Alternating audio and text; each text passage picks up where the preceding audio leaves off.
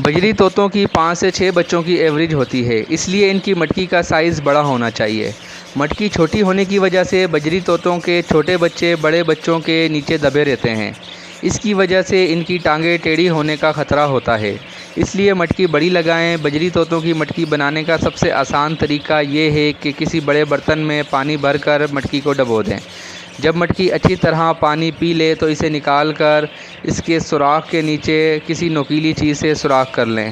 لکڑی کی ڈنڈی لگانے کے لیے ڈنڈی کا سائز آپ کی مرضی سے رکھ سکتے ہیں، یا پھر بازار سے بنی بنائی لکڑی ملتی ہے وہ بھی لگا سکتے ہیں، یا ٹی بنا کر لکڑی کی وہ بھی لگا سکتے ہیں، جس طرح آپ کو بہتر لگے لگا لیں۔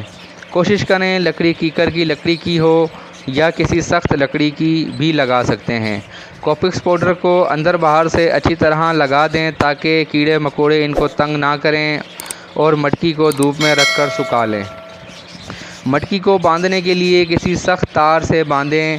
اگر باکس لگا رہے ہیں تو باکس کے اندر سے فلیٹ ہوتا ہے، سیدھا ہوتا ہے، اس لیے لکڑی کا برادہ باکس کے اندر بچھا دیں، ورنہ انڈے باکس کے کونے میں لگ جاتے ہیں اور مادہ کو انڈے ہیچ کرنے میں مشکل ہوتی ہے۔ بہتر ہے کہ آپ مٹکی لگائیں۔ اگر آپ کم جگہ پر زیادہ پیر لگانا چاہتے ہیں تو مٹکی کے آگے ڈنڈی لازمی لگائیں، اور لکڑی بھی ڈنڈیاں بھی جو ہے کالونی میں 2 سے 3 ایکسٹرا لگائیں تاکہ یہ آپس میں لڑائی نہ کریں۔